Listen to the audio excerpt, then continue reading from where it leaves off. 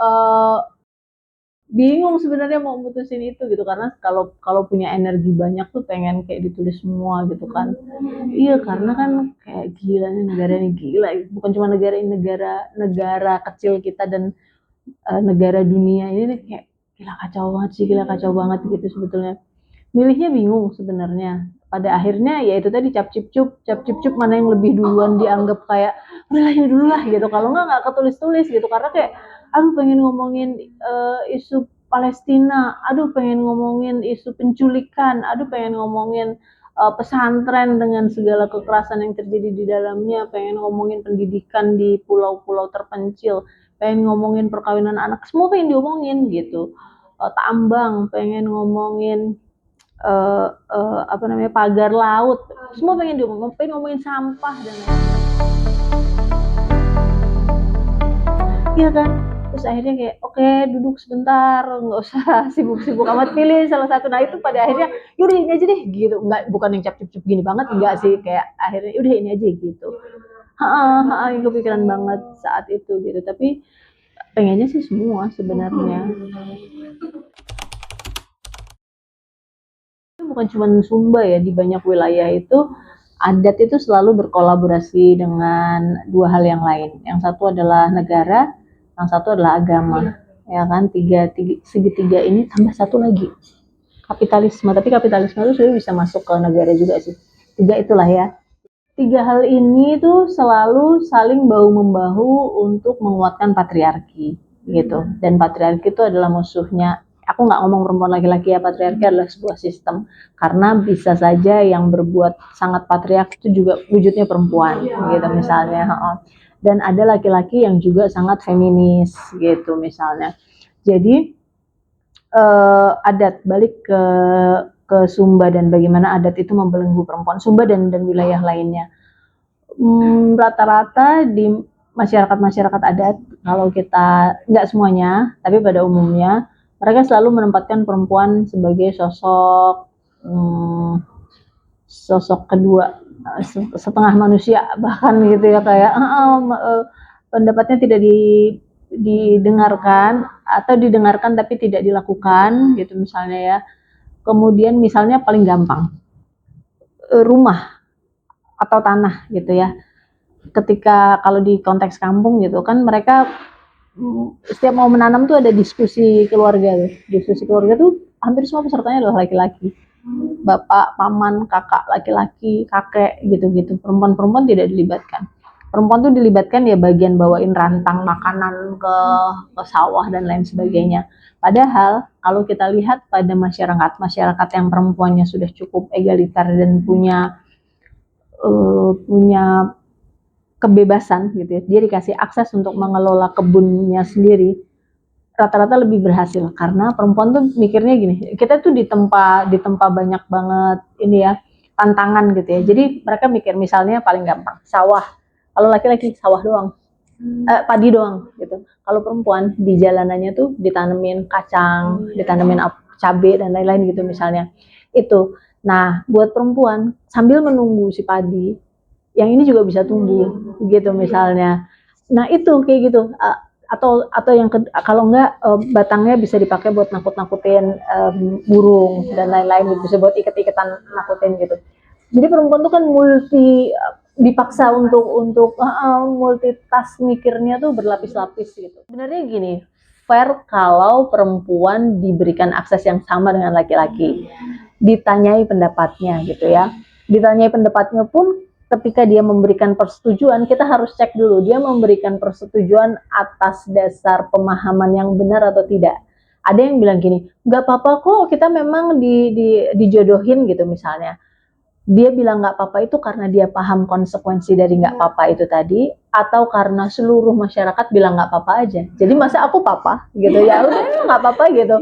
Atau karena dia sebagai perempuan dibesarkan dari kecil, anak perempuan tuh mesti nurut, anak perempuan itu ya kan, dan lain sebagainya. Jadi itu kan jadi dasar pemikiran dia. Kalau dasar pemikiran dia itu walaupun keluar dari mulutnya iya, maka itu belum belum politically correct, belum belum fair gitu loh. Itu gitu misalnya, karena perempuan selalu dikasih aksesnya terakhir. Sebetulnya Magi ini kan nggak ada sosok aslinya, nggak ada tokoh aslinya kan. Jadi itu berdasarkan kumpulan, aku mengumpulkan banyak cerita, aku jadiin satu di dalam satu tokoh Magi gitu sudah. Jadi ada perempuan yang mencoba melarikan diri tapi gagal, ada perempuan yang mencoba bunuh diri dengan cara dia menolak makanan, itu kumpulkan ada di Magi. Ada yang mencoba menggantung dirinya pakai kelambu. Di sana kan nyamuk ini ya lumayan signifikan banyaknya kalau lagi musim panas. Disambung-sambung sama dia, terus ditaruh ke atas, dia mau gantung tapi nggak cukup kuat si kelambunya, jadi dia jatuh gitu malahan, tapi jatuhnya masih di kasur sih untungnya. Kayak gitu makanya itu kan sebagai inspirasiku, kayak nggak dia nggak boleh mati pakai kelambu. Jadi kayak keluarga udah tahu, singkirin kelambu, singkirin apapun yang berpotensi untuk menjadi alat bunuh diri gitu. Nah itu inspirasi semua gitu. Aku tidak mengenal ketika aku nulis ya 2020, 2019, 2020 tuh nggak mengenal seorang pun yang kabur dengan cara Magi. Tapi tahun 2023 aku ketemu ada namanya Kak Olvi. Kak Olvi itu adalah dia salah satu aktivis di Sopan. Sopan itu aku lupa S-nya apa, tapi belakangnya perempuan dan anak. Solidaritas atau apa gitu, perempuan dan anak. Kak Olvi itu rupanya mengalami apa yang dialami Magi Diela hampir persis, dan itu kayak aku waktu ketemu sama dia tuh bertangis-tangisan gitu. Dia habis baca buku terus kayak, kakak terima kasih sudah menuliskan kisahku. Saya bilang, kakak terima kasih sudah menjadi inspirasi gitu. Kan kita tidak pernah ketemu, oh ya juga ya gitu. Jadi kayak aku seneng gitu ketemu sama dia. Kak Olvi itu peristiwanya tahun 2014, tapi dia Sumba Tengah. Nah, aku waktu itu wilayah studiku di Sumba Barat, jadi kita nggak pernah berpapasan. Kabur ke Waingapu, Waingapu tuh kan dia harus lewat kapal. Itu kemungkinan ketemu orang yang dikenal lebih tinggi. Tapi Kak Alfi kan karena kisahnya nggak heboh, ya udah dia kabur aja gitu, masih aman lewat Waingapu, dia ditolong temannya. Aku memutuskan dalam ceritaku Magi Diela kaburnya tidak dari Waingapu karena potensi ketemu orang. Aku bikin dari Wetabula, dengan berbagai cara, pakai cadar, pura-puranya segala macam.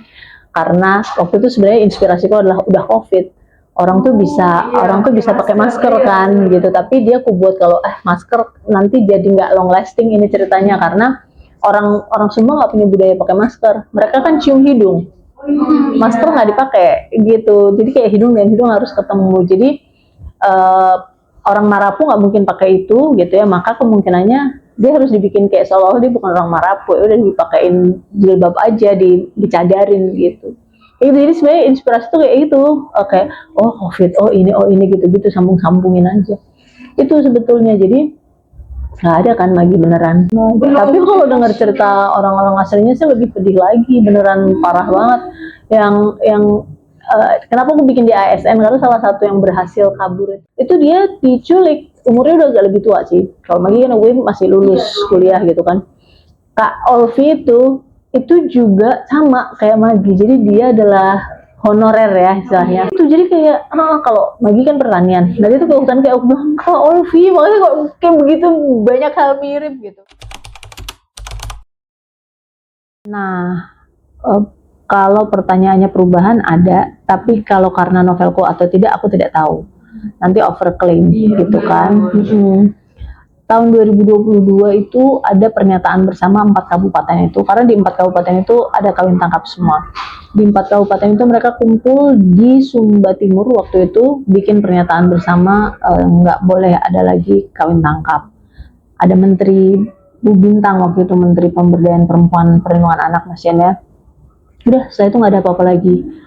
Terus itu gara-gara ada satu peristiwa kawin tangkap yang gede, yang cukup rame. 2024 tuh Kak Olvi dan kawan-kawan mereka mengumpulkan para sesepuh-sesepuh adat, bikin diskusi lagi sama pemerintah di Sumba Tengah, yang akhirnya Sumba Tengah tuh satu-satunya kabupaten di antara 4 itu yang sudah membuat bentuknya belum SK sih, tapi kayak SOP atau perjanjian bersama atau apa gitu ya, bahwa kawin tangkap bukan bagian dari adat tradisi yang disetujui oleh mereka gitu, oleh dua-duanya, pemerintah dan pemuka adatnya gitu. Menurutku itu keren banget, itu langkah yang sangat progresif gitu ya, karena selama ini kan peperangannya adalah Pemerintah tuh udah kayak udah apapun bentuknya kita nggak mau ada kekerasan terhadap perempuan.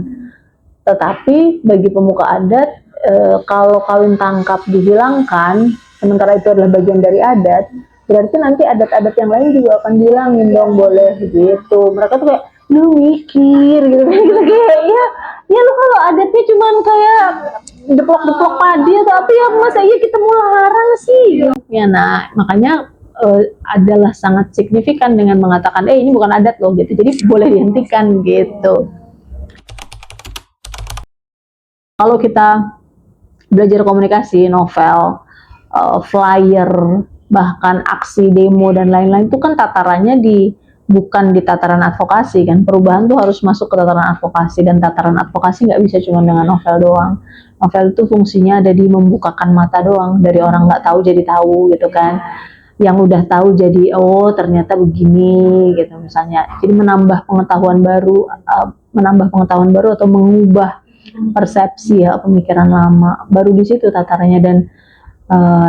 Dan itu udah cakep banget kalau bisa ngubah gitu. Nggak semua novel atau nggak semua pesan, nggak, bukan hanya novel ya, film pun nggak semua film bisa bisa ada kesanggupan untuk itu gitu. Aku pertama nulis tuh bukan menulis tulisan yang kayak sekarang ya. Tulisan pertamaku tuh adalah cerita-cerita cinta dan lain-lain. Karena cita-cita awalku adalah aku pengen jadi penulis yang kaya raya gitu. Iya, dan kalau kita baca dulu tuh ada di pelajaran di komunikasi juga. Jadi aku lupa mata kuliah apa. Ada dosen yang bahas tentang apa sih yang paling disukai oleh manusia secara umum gitu ya. Jadi ada tujuh hal yang paling diminati manusia. Yang pertama itu adalah kompetisi. Manusia itu selalu tertarik pada kompetisi. Itulah kenapa ada pemilu, itulah kenapa ada Family 100, ada milioner apa namanya Who Wants to be Millionaire gitu. Karena manusia suka kompetisi, dan acara kompetisi selalu menjadi acara yang terlaku. Yang kedua adalah romance. Orang menyukai romance gitu ya. Baru sadar menulis kayaknya ini sesuatu yang harus kutuliskan, kegelisahanku harus kutuliskan. Jadi berhentilah menulis novel percintaan karena itu tidak membawamu kemanapun. Itu beneran gitu ternyata. Jadi kalau perjuangan yang dimaksud adalah perjuangan proses di dalam kreatifku, memang aku mengalami perubahan yang sangat signifikan. Terutama setelah ketemu sama Mbak Leila. Mbak aku tuh ikut kelas nulisnya Mbak Leila tahun 2017. Intensif gitu di Tempo selama 1,5 berapa 8 kali pertemuan gitu ya. Nah belajar banyak dari situ, ketemu tuh di situ kayak kunciannya, oh ternyata ini yang harus kulakukan itu. Tapi kalau perjuangan secara umum, sebenarnya kita akan selalu mengalami perjuangan yang seperti ini dengan cara yang berbeda-beda. Bapak-bapak kemerdekaan kita gitu ya, pahlawan-pahlawan kemerdekaan kita, mereka juga anak-anak muda seusia kalian ketika memperjuangkan kemerdekaan. Kemudian 65 juga anak-anak, bukan anak ya, orang-orang muda juga yang melakukan itu gitu, yang kemudian dicap sebagai PKI, komunis, dibantai dan lain-lain.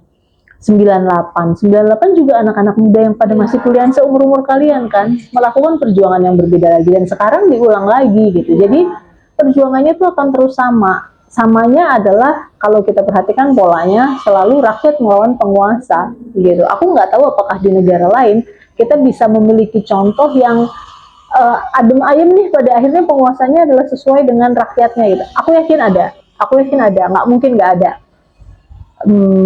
Kita hanya perlu mencari dengan lebih cermat. Aku yakin ada, tapi mana ya gitu. Rasanya kayak, tapi pindah negara juga kita nggak akan menemukan ya ada sih orang-orang yang punya kesanggupan itu, tapi kemudian kalau pindah ke negara tuh kita jatuhnya akan kayak lu menyelamatkan diri, terus lihat kapal lu oleng di kejauhan, terus di situ ada orang tuamu, ada teman-temanmu, ada keluargamu, terus di kapal sendirian, di pulau sendirian tuh kayak yang ya ada sih yang bisa gitu, tapi ya demikianlah.